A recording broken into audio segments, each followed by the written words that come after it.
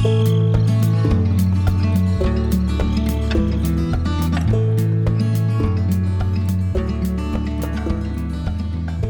I'm Miss Colleen from the Cheat Area Public Library. This is a branch of the Morgantown Public Library system.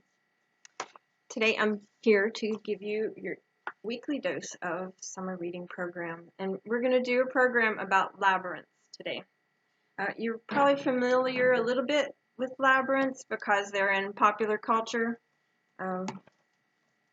If you've seen the Dark Crystal movie, Jim Henson's Muppets, it's got a labyrinth in it. We have another book here called Lost in the Labyrinth, and it's by L.A. Peacock, and it features the Minotaur from mythology. Another series, the Rick Riordan series, which most people have heard of, has the Labyrinth is featured in quite a few of the books, especially like this one, Percy Jackson's number 4, The Battle of the Labyrinth. And if you go further along in the series and get to the Trials of Apollo, it's also a big part of that story. So the labyrinths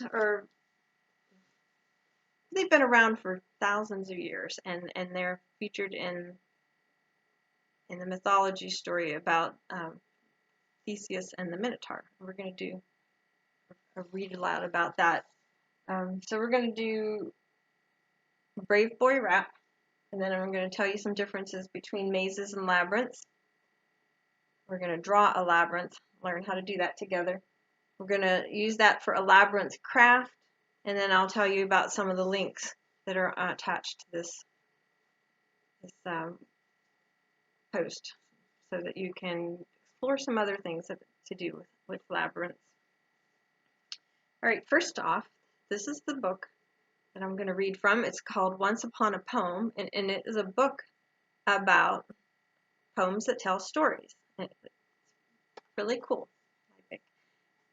The story that I've picked to tell you is Brave Boy Rap by Tony Mitton.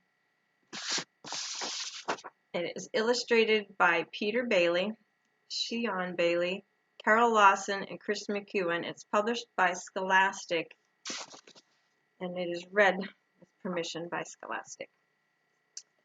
So, Brave Boy Rap. Prince Theseus was a brave young lad. Big bullies made him boiling mad. So when he heard about a beast whose horrid habit was to feast on gals and guys, he frowned, okay, and went to fight it that same day. This beast was called the Minotaur. It lived beneath a palace floor upon the nearby Isle of Crete. It stomped about on hooves, not feet. Its head and shoulders were all bull. It also had a tail to pull. The rest of it was muscle guy, a real meanie, true, no lie. It spent long nights and boring days just sulking in a prison maze, except at feed times when its meals were sent to it with shrieks and squeals. These meals were children sent to be the monster's breakfast, lunch, and tea.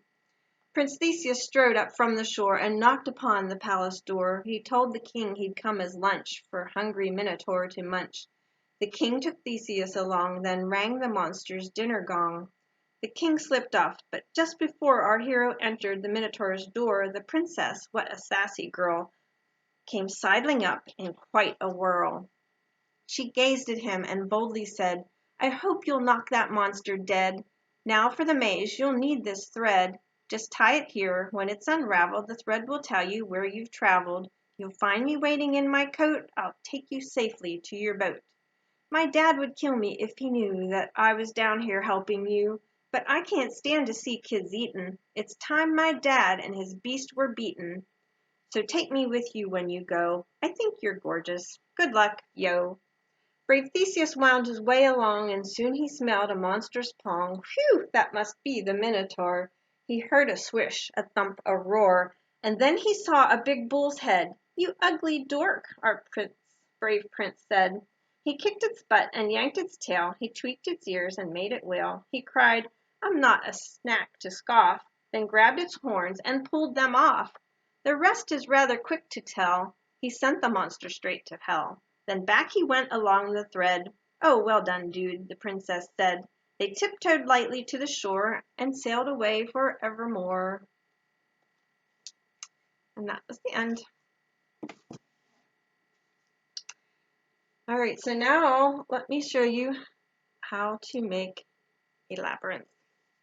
I'm going to try not to turn my back to you, but we're going to do it on the whiteboard behind me.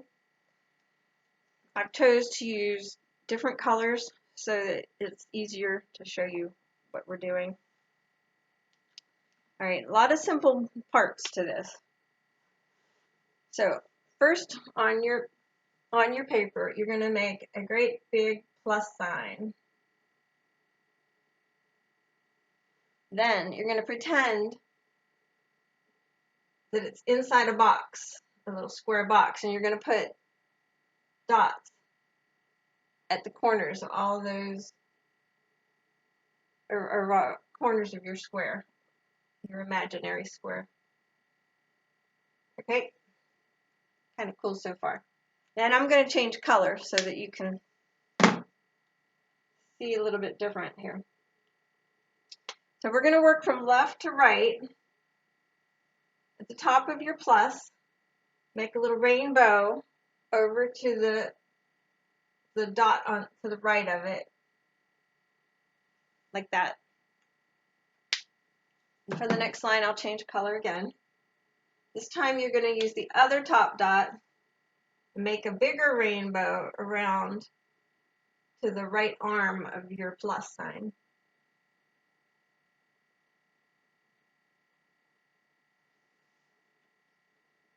Okay. Then you're going to use the left arm of your plus sign and bring it around almost a circle and connect the dot on the right. That I did not want to happen. Okay. And last, you have one dot left. Take that dot, go all the way around in almost a complete circle till you come to the bottom of the plus sign.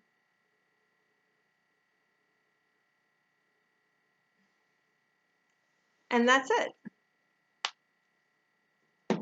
Now you can see on our labyrinth, it has one way in. So guess what? That's the same way out. And you go all the way in, around to the center, and then you have to reverse to come back out the same way. Now, if you picked up your packet, there was a picture of Labyrinth in there. This one is a maze. It is not a labyrinth, even though it says it's at the top. But in a maze, you have all kinds of ways that you can get dead-ended. And this one has a lot of dead ends. It does only have, well, you start with this one in the center. But most mazes, you have multiple ways you can start or finish. And it's kind of fake to try to throw you off. But in a labyrinth, and this is a bigger classical labyrinth like the one we made, see it has a few more circuits around there. There is only one way in, all the way to the center, and then back out one way. Here's another example of one. It just winds in different ways, but it has only one entrance and one exit. And in the mythology story, the Minotaur was put into the labyrinth in order to keep him from getting out again, a way of containing him. Okay, so let's go on to the labyrinth craft. And if I'm moving too fast for you on the craft, there is a link on here on the post. It's the artsycraftydad.com, how to make a magnetic labyrinth. That's the link. So in your kit, you would have gotten from us a paper plate, minotaurs, or a minotaur, an ordinary paper clip, and a small magnet. And from home, you would need tape, a long pencil, or a chopstick if you don't have a long pencil. I just reused a chopstick. Something to draw with. I used markers and scissors, which I did not include in that list. You only need the scissors for a little bit. So what we're going to do is we're going to cut a Minotaur out and tape it onto paper clip. So you want to make it, your Minotaur, about paper clip size.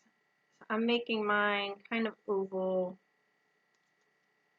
the length of the paper clip. You can make it rectangular if you like. And take that and a little piece of tape to wrap your Minotaur around the paper clip and tape it in place so it does not come off. The important part is that the paper clip is only covered by tape at the back so that the magnet can react with it. Right.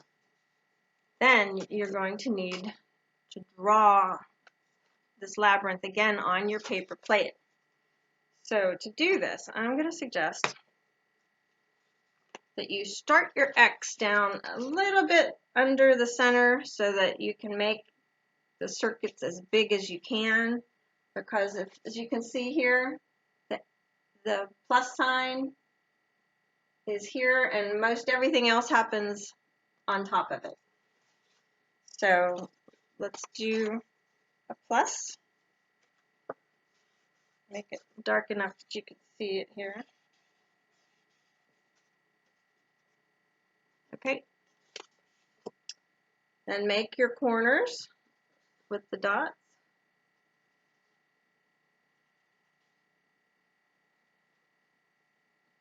Okay.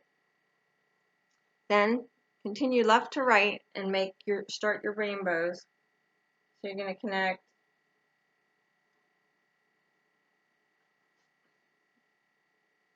the plus at the top to the right dot, then move to the left dot and make another rainbow to connect the plus sign on the right. Then from the plus sign on the left, you're going to go all the way around the top and connect it to the dot on the bottom right. Then the bottom left dot, you're going to go all the way around. And it's hard to do this in the air. All the way around like a circle to come up under the plus sign.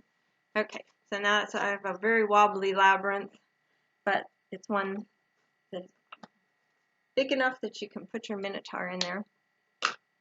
All right, so last step, I'm going to put this down. Take your skewer or your stick or your pencil and a piece of tape and attach the far end your magnet so that it does not fall off and get lost and eaten by the dog or something. Okay.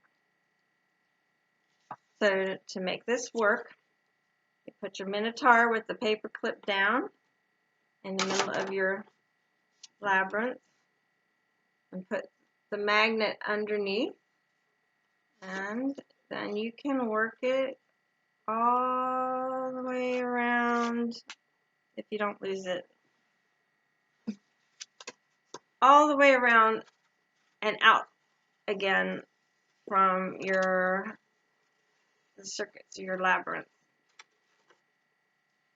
And as an extra, if you would like to, you can decorate the edges of your plate, or you can put dots or lines or any decorative designs that you like. You can do a lot of geometric things with a round circle. So you can do a little bit more with that. So some of the other links that I included on here were the directions on how to make this craft. There's also a lot more activities you can do with labyrinths. There's a link to the labyrinthsociety.org, and it has a specific tab for activities for kids, and that will help you find some things. It also tells you how to find real life-size labyrinths that you can walk through, and we're lucky enough to have one right here in Morgantown at the West Virginia Botanic Garden, and there's a link to that. It's www.wvbg.org, and I'll help you find it. It's really close to my library, so I know where it is. But if you've never been there, it's a really good opportunity to go and do something else that is linked to labyrinths, since you just saw this labyrinth program. Well, enjoy the rest of your summer, and I hope you will tune back in again for more of our virtual summer reading programs. Bye.